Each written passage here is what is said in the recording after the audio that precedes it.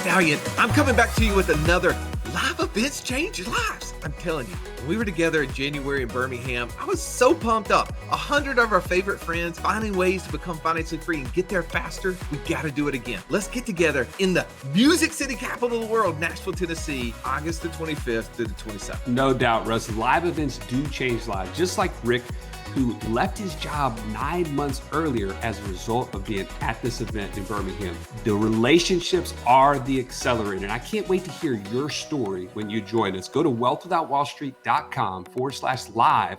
And don't forget to use promo code podcast to get 20% off your ticket. Go there right now. What is a lifestyle investor? Today you're going to find out because we bring on the lifestyle investor himself, Justin Donald, book author, podcast host. You've probably seen his stuff posted everywhere. But one of the things I love about this episode is that he helps us understand a lifestyle investor is someone who gets to actually do what they want, where they want, when they want, because they became an investor. They became financially free through using the tools and the strategies that he's going to break down for us, Joey. What are those tools that he used in all his investments? Right. There's four main principles that guide all of his investments. And he breaks these down one by one. Mindset, leading off the charge. 2, structure. 3, filter. And 4, negotiation. The so what to you is when you put all of these things together and you have the mentors in your life who are helping you to get down that path.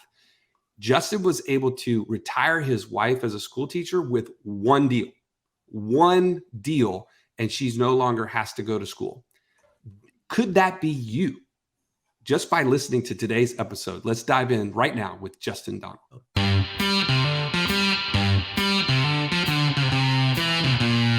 Welcome to the Wealth Without Wall Street podcast, your guide to understanding how to get out of the Wall Street rat race and start your own mailbox money lifestyle. Now, don't let these handsome Southern draws fool you. These financial minds are teaching our country to enhance savings, increase cash flow, and create passive income, all without the help of Wall Street. Are you ready to break through? Now here are your hosts, Russ Morgan and Joey Murray. Wealth Without Wall Street tribe. We are all learning to be lifestyle investors today with our guest, Justin Donald. Justin, so glad to have you in the studio today. Thanks, Joey. So glad to be here. Russ, excited to hang, excited to talk and, talk about life and business and investing and wealth creation. Yeah, well, many of us have been following you from afar and excited to kind of dig deeper, man, and ask the questions that some people haven't had a chance to ask you. But for those who haven't followed your story, right, you got into this, you and your wife are doing the traditional game, working, and you said, hey, I want to create a lifestyle that would allow us to spend more time together and do the things that we want. Talk a little bit about that start and what was kind of the genesis. Yeah. So, at that time, I had, a business that was basically, contracted out to another company. I worked under the umbrella of Cutco. And so, in many ways, that's kind of like my first endeavor into entrepreneurship and into, what owning a business is like, but not fully owning it. So owning pieces of it, but having, fulfillment and kind of back office and all that taken care of corporately. But it was a great start for me. And my busy schedule happened to fall on the exact time that my wife had off. My wife was a teacher. And she had her summers off and she had her winter breaks off because the students were off. But with the Cutco model, I had really busy times when students were off. That's when they needed jobs. They needed to work. And so we were just totally on the opposite schedule. And I really wanted to correct that. I really wanted her to get to work, not have to work. And outside of, those busy times for me, I had all kinds of flexibility. But as a teacher, she had no flexibility.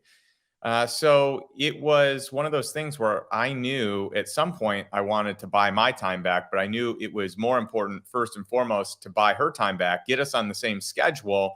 And that way we could travel and, kind of just do more of life together. And so for me, I was like, what's the best way to replace her income?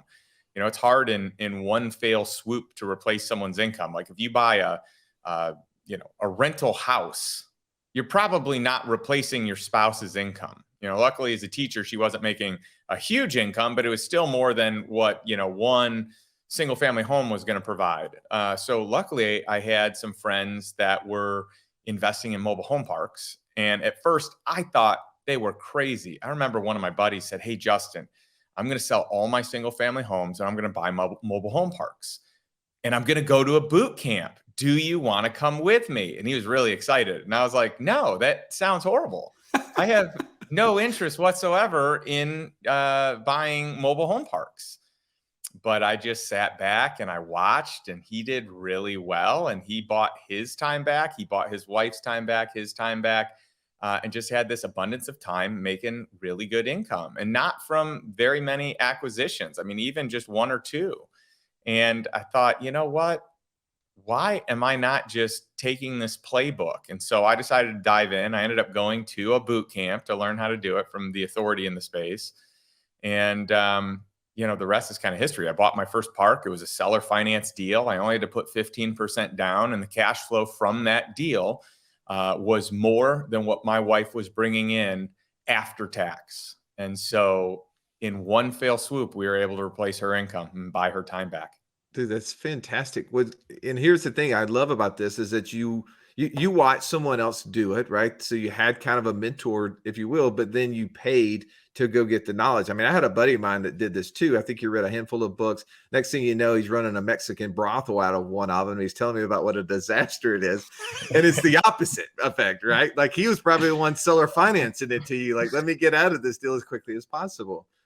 You learned a lot of lessons in that early on investing in that. What were some of those that someone listening right now who maybe is sitting on the edge, kind of like where you were thinking about what should I do? What were some of those things that you learned that would be applicable?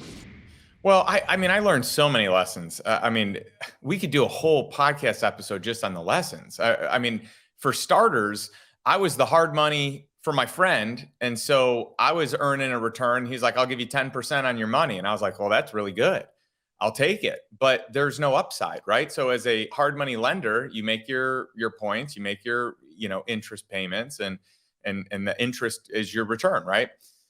But I'm seeing him earning a huge return, and I'm seeing him getting 20% cash on cash return or greater than that. I'm seeing the equity that he's building in it. I'm seeing the note get paid down with every single payment that he was making.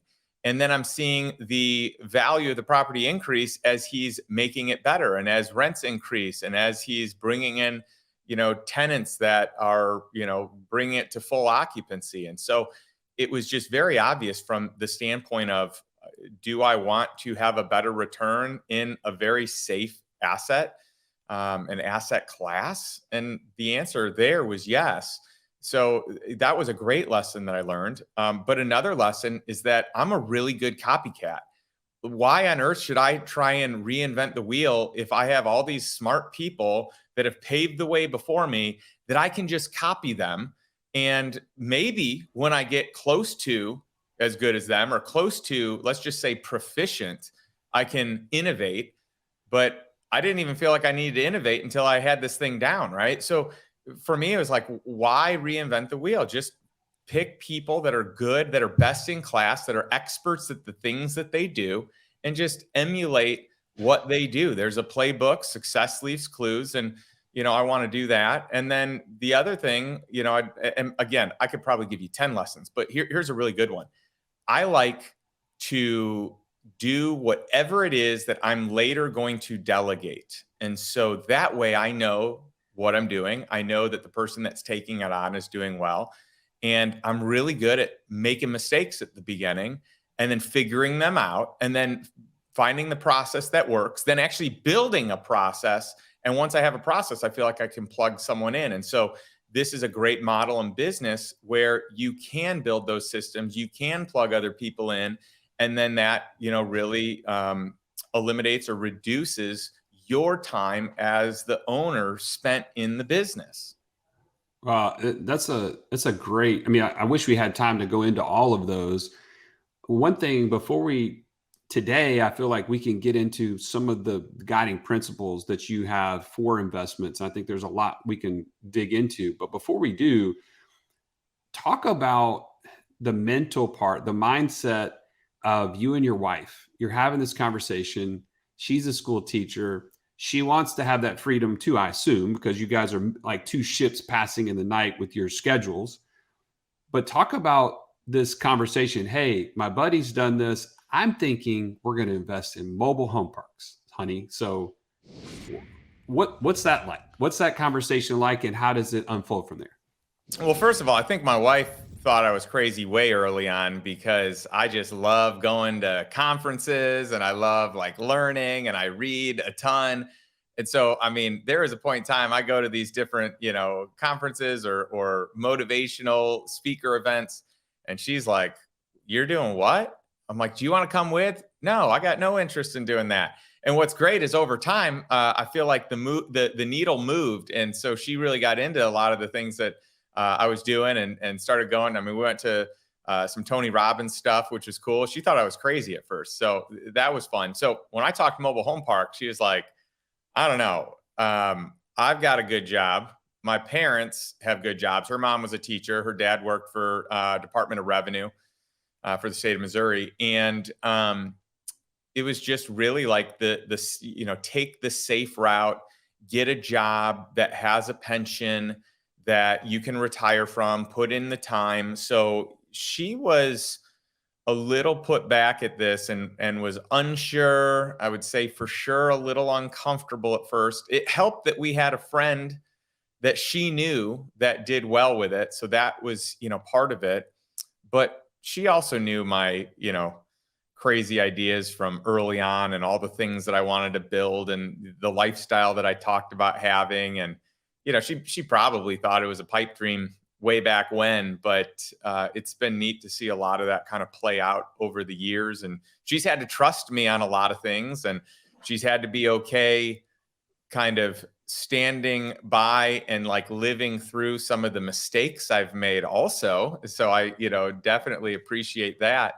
But it has been a real cool experience from her. Like, "Are you sure we want to do this?" And by the way, at the beginning, I was like, I would wake up in the middle of the night in like cold sweats, like not able to sleep. Like, what am I doing? Am I throwing my money away? Like, this is all the money I've saved. And I'm going to put it on, I'm going to put all this money into a mobile home park. Like, I don't know. I mean, I was very like anxious about it. And I just kept telling myself, and here's where mindset kind of, sets in a little bit. I just said, well, if other people have done it and they've got the playbook, if I just copy that playbook, I'll at least be 70% as good as they are. Right. 70% is a lot better than where I am today. I know they've done it. I think I can do it too. And so I use logic instead of emotion to kind of help me when I was anxious or when I was uncomfortable. Because anytime we get out of our comfort zones, that's a tough place to be. And believe it or not, I actually talked my wife into doing the book. So she ended up doing all of the accounting for the mobile home park portfolio early on. So we really were a team. And, that was really a cool experience. And later on, she decided, I'd rather have other people do it instead of me. It might be better on date night to not be talking about people that we need to evict or, rent collections that are due. So we decided to, bring someone in, one of our trusted managers we've worked with in some other businesses. And that was a good call. Well, that's smart. I mean, she walked on the hot coals with you at the Tony Robbins event. She decided to take on accounting, which for most people is very difficult. At least it is for me. So I think I'd go back to the hot coals versus do accounting again. So I'm with her on that. But one of the things, if you heard this tribe, is that what Justin talked about is that he wasn't trying to invent a new idea. He wasn't trying to create something that hadn't already existed. Wasn't even necessarily trying to innovate on an idea. He was just trying to follow a proven model. And we talk about that all the time. You have to know what your investor DNA is, understand what your gifts are, and then follow an existing path that already has the success. Very smart. So for you, right, what I'm really interested in this for your investor DNA, something we talk about a lot on our show. What is it specifically that you were like, looking at I know you had a friend doing it. I know you went to a boot camp, but at some point you were like, I know I can do this because of this skill set, this mindset that I have. this way that I look at the world. For you, what was the connection in the mobile home park? Well, I really think I'm a great copycat. A lot of people think that I like innovate and do all this stuff. Like I am just really good at copying other people. And maybe down the road I do some innovating. Maybe when I feel like I figure it out. So I like having a playbook. If I have a playbook, I feel like I can run the playbook. I'm probably not as strong at creating the playbook, though I've done it. And in many instances, you have to do that in life and in business. But I wouldn't say it just because I can do it doesn't mean that I'm great at it. My goal is to find people that are world class and have them be world class in the areas that they can specialize in that I'm not, right? So trying to find those perfect complements. So that to me made sense. There's a lot of things about mobile home parks that I like. There's this whole supply demand imbalance, right? It's affordable housing. It's kind of the lowest stop before you would be, homeless. And so it is highly in demand. There's only 44,000 of them in the US. About 100 get redeveloped every single year. So there's like scarcity around the supply. It's hard to build more of them. Cities don't like them. They're too costly. The list kind of goes on and on. So you've got affordable housing, which is like just by far the best. Like look at any recession, look at, the pandemic, look at anything. And you're going to see that occupancy is strong. You're going to see that defaults are low. I mean, it's the lowest defaulted real estate asset class out there every single year. So, there's a lot to like about it. So for me, it was like, once I understood all the value that was there and I got away from just thinking of it the way that maybe I understood it being portrayed on shows on TV, and realizing actually it's not really like what I thought it was. And there are good quality people that live in these parks, and I can offer a product that is better than the neighboring products. So I feel like I'm adding value, and my family wins from that. It made it very compelling, and then I'm also not afraid to talk to whoever I need to talk to solve whatever problem I have. And at the beginning, there was just so much I didn't know, and so I think mentors are so imperative. I think having a peer group that plays the game of business and life and wealth creation and investing at a higher level than we do is essential. And so I'm just not afraid to ask for help, and I'm not afraid to go to best in class for that help. If you've listened to our show for any length of time, you've heard us talk about infinite banking and how we were able to use that concept to create over $50,000 a month in passive income. But it's just not that easy to figure out, how does this all connect into my own personal system? Stallion, that's why we created the passive income operating system, bro. It shows you how to turn active income into passive income. It makes all the steps come together. If you would like to get access to it as a podcast listener, we've never given this away in public before. Go to what'swhatwallstreet.com/PIOS. There was nothing worse than walking into class when you're in school and the teacher saying, pop quiz day. Why? Because you were unprepared. Are you unprepared, though, for financial freedom? Don't be. Find out how close you are by taking our 30-second quiz at wealthwithoutwallstreet.com/quiz. Well, so I appreciate all those points. And again, I feel like we could dig into each one individually, but I want to focus on something else here. You didn't stop with mobile home park investing. That was your start. That you kind of built that out. That became your freedom exit strategy for both your wife and for you. And this is all, by the way, Tribe, if you haven't read Justin's book, The Lifestyle Investor, do yourself a favor and go get that. It's a great read, and it uncovers a lot more depth of what we're talking about today. But what it led to is a lot more of investing, a lot of different types of things. And one of the things you talk about in your book is that there's 4 principles or guiding that guide your investments. And we've just talked about mindset briefly, and that's something we talk about on the show quite a bit. But the other 3 would be structure, filter, and negotiation. And I'd love for us to dig into those a little bit today, maybe even just some examples of each one so that the tribe can take that and apply it where they're at right now. So you mind just diving in maybe to structure first and seeing where that goes? Yeah, this is fun. And it's really interesting because most of the time on my podcast, people want to know about the 10 commandments. So I actually rarely get to talk about, what I think is the setup for it, which are these 4 philosophies. And, we talked mindset, and it is first because it is the most important. But, when you look at like the structure of a deal, and this isn't necessarily just the terms, but it also is inclusive of the terms. But it's figuring out, how do we make this deal work? How do we create something that is going to create success for you in acquisition? My goal is to buy assets that produce income. And in the beginning, I had no passive income, and I wanted to build passive income. And then later on down the road, I had so much passive income, I had another problem on my hands. And it was, this is like the whole idea of we're all going to have problems. It's better to have good quality problems or better quality problems, but it's still a problem. So what do I do with excess capital, right? So the structure that you build out your deals makes all the difference in the world, because you could structure a deal to be, I don't know, like a 10-year deal or 20-year deal. Like most people, when they invest, most people put their money in the stock market. So it's wealth on Wall Street, right? And hopefully Oh man, I'm sorry. Try put your earmuffs on when he just said that. I apologize. We did not tell him in advance. Yeah, my ears are bleeding. So I'm sorry. Go ahead, Justin. Can't say that. But I mean, the reality is, like most people, when they come to the end of the road, the results aren't what they were told that they were going to be, right? So most people they put most of their money in the stock market, right? 90%, unless you're a business owner and you're putting the majority in your business and then all the excess then into the stock market, right?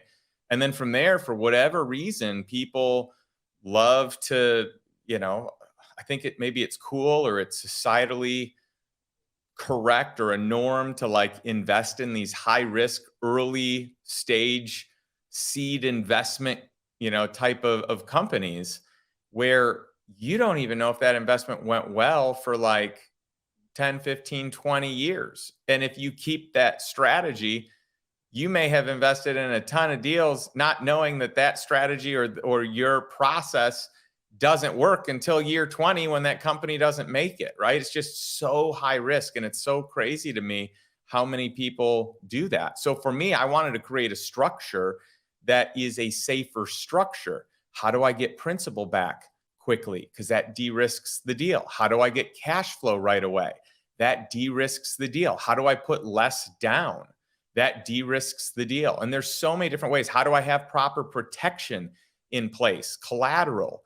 How do I get a personal guarantee? These things de-risk the deal. So if I can get the structure right out of the gates, then I likely can be close to being in the money day one with a very low likelihood of losing money day one or shortly there into that agreement. So that would just be an example of the way I look at structure. Let me ask you this, Justin. Do you have a specific example of a recent deal or something like maybe your favorite deal on a structure that you could say, hey, this is how I looked at this deal and this is what we ended up doing for structure that ended up being a huge win for us? So this one's going to vary quite a bit because it depends on the asset class. With real estate, of course, I would love to do zero down or as close to zero down as I can in a seller finance deal. And can I do interest only for a period of time? Like all of that is wonderful. Like, let's say though, that we're transitioning into another type of business ownership. Like, we're talking about buying a company. If we're buying a company, then the deal and their partners, then the terms are probably a little bit different. So I've done a bunch of deals where I bring in equity partners who are the operators, and I'm the money, or I'm the majority of the money. And so I've done a handful of deals where maybe we're even partners. Let's say that there are 3 partners and we're all 1/3 partners, or there are 2 partners and we're 50% partners, or 60-40 partners. But what I will do is I'll structure what's called an accelerated distribution schedule. So for all the dollars that come out, I get 100% of that, or I get 90 or 80% of that until my initial capital in is paid back, and then it reverts back to the equity split. So that would be like, a unique way to structure a deal where, hey, in one instance, I was only a 25% owner, but I structured the distribution schedule to be 90-10. I get 90%, my partners get 10% until my money's paid back, then it reverts. So there's a lot of different, structures like that. I think, and by the way, on the side of like partnership agreements, there's so many things that can be done, from, vesting schedules over a period of time, pay plus, equity, or, maybe no equity in the beginning, and that's being earned. You can create different hurdles. You can create different success metrics. When you have an operating agreement, the world's your oyster on how you want to set that up. And even from the standpoint of like, if you're getting lending with personal guarantees, there's a way to minimize your exposure on a personal guarantee. So I've done countless deals with partners where I have been able to have no personal guarantee, or I've been able to limit my personal guarantee to just 20% with the bank. That would be another way where, sometimes you're looking at how do I structure the upside, but I like to also look at how do I structure that downside. That's so critical. I love, so Tribe, listen in as Justin is breaking this down. The key here is creativity, right? I think one of the things we talk about a lot on the show, Justin, is the Wall Street mindset has squashed creativity, because what have we been trained to do? We've been trained to just give our money over to an existing structure, an existing set of rules, an existing set of like parameters. And the way the quote unquote world works is Wall Street's in charge and you just give them your money. Well, that does not encourage creativity. It doesn't encourage looking at a deal from all these multiple angles that you just kind of, quickly went through with us. And I want to encourage you, as you're on this investment journey to become financially free, the world is your oyster, as you just mentioned, right? This is your journey, and you're the one that is responsible for it. So man, start looking at things and wondering, how can I create this deal in the best possible scenario for myself, for the investors I work with, even for the seller? Like, there may be a really creative way that you can provide them value. And man, that's just super. It's a very good takeaway from today. Now, structure is not where you ended. You start going into filter as a next step in your principles to guiding your investing.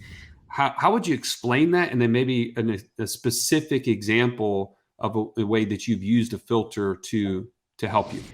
Yeah, I love your explanation. And before I go into filter, I just want to say, like, I love the work that you're doing and the education that you guys are providing to your community. I know that your community is probably not guilty or as guilty as the rest of America in the way that they're doing things, but the fees on Wall Street are egregious. And, what's touted as the safest portfolio allocation of a 60-40 split, stocks to bonds, had one of the worst performances in the last century. Like, I think it was top 3 worst performance ever. At one point last year, it was the worst ever.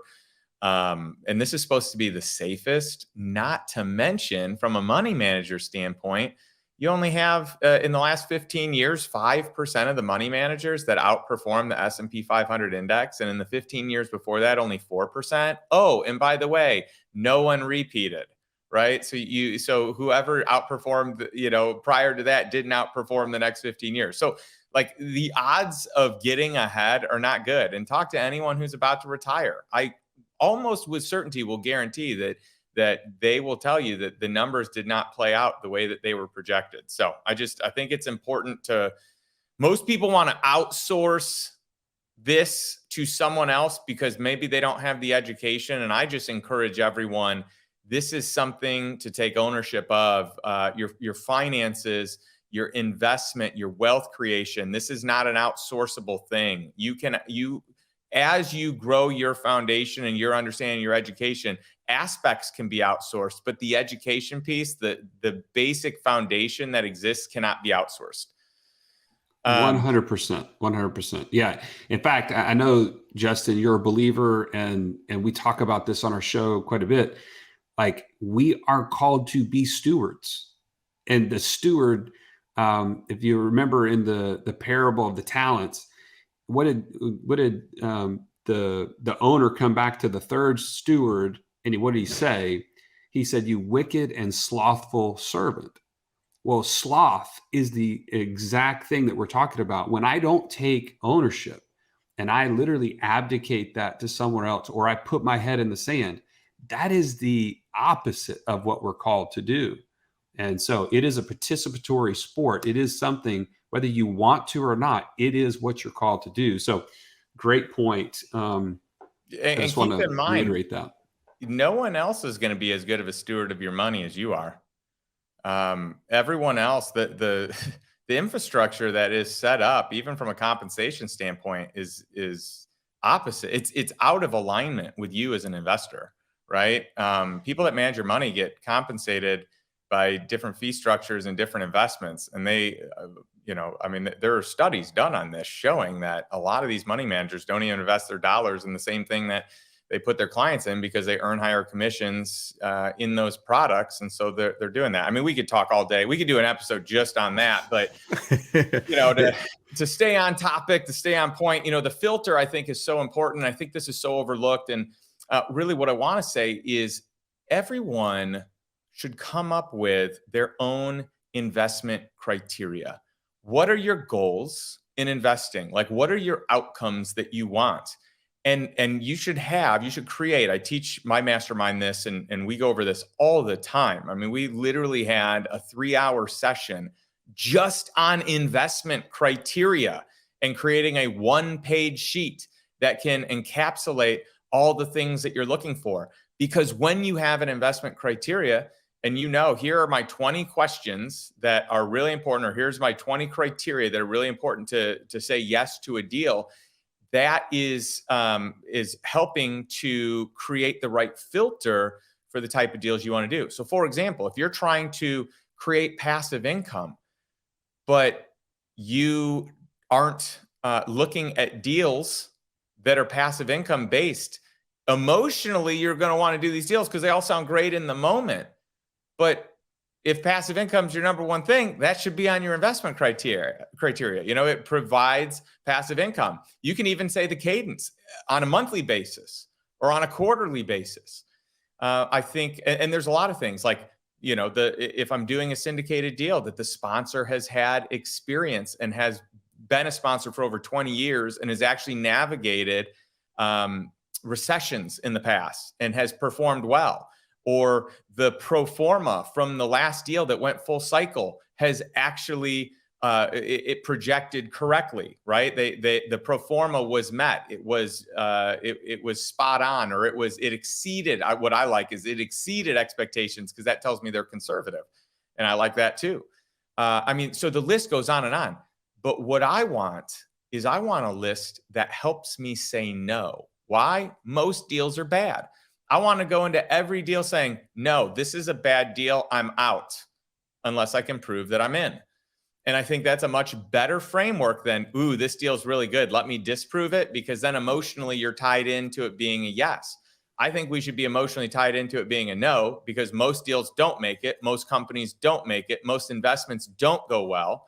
So let's say no out of the gates, and let's create a criteria that makes sense. Like, if you have another job and you can't be an operator, then part of your criteria needs to be, I can't be the operator, or I need to find an operator if I'm going to buy an operating business, and so on and so forth. So I just think getting clarity there is going to solve a lot of problems later. And the goal is to figure out, how fast can I say no into this deal so that I don't spend all this time on it to find out, I don't know, hours and hours and hours of due diligence that it's a no. Like, how do I find out it's a no right up front, so I'm only spending my time on the deals that could actually be a yes?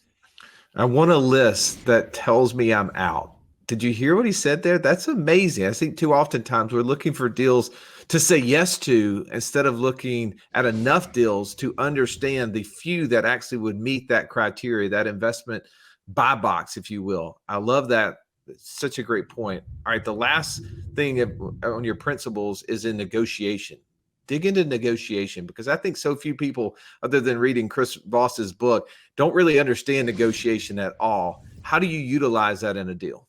I'm actually working on getting Chris Voss on my podcast right now. We're working on having him speak to our mastermind, the Lifestyle Investors. And so I'm excited. I mean, that guy is brilliant. So check out his book if you haven't. But to me, a negotiation is a conversation. So I think a lot of people put all this energy and emphasis onto like, oh, now we have to negotiate. I don't look at it that way. To me, it's just an open conversation. I want to make sure that the deal is good for you, but at the same time, I need to make sure the deal is good for me. So my goal is to broker a win-win situation. Whatever deal you're giving me is probably good for you. That's why you're giving it to me. That doesn't mean that it's good for me. I need to assess whether that deal is good for me. And to me, a negotiation is not this adversarial, meetup. It's like, I always give this example of, I'm not sitting across the table from you trying to close you on these like super aggressive, egregious terms.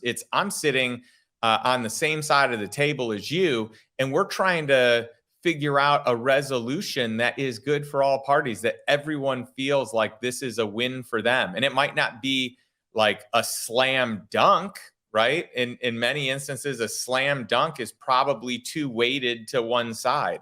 So my goal isn't to win the negotiation. My goal isn't to optimize and maximize every single term.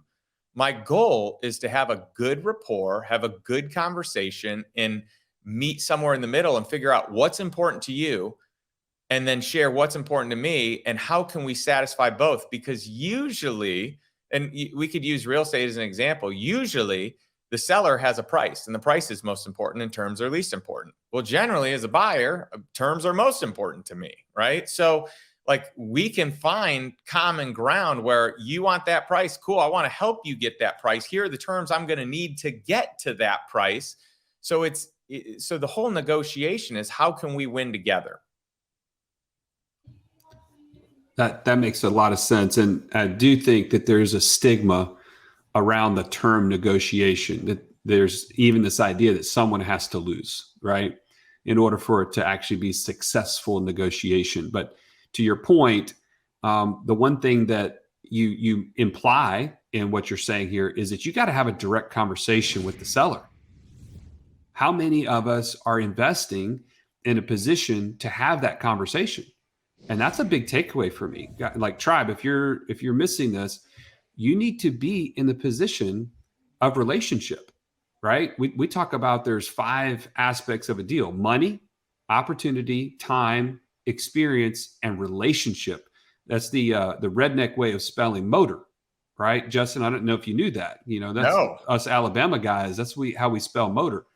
And but that last part is, relationship. And if you're not in a position to where you're having those conversations, in order to be in the position of control in a deal, you have to. That is something you have to take that step to become. So I know that you're doing that, and that's why you're able to have negotiation as a part of your principles that guide you.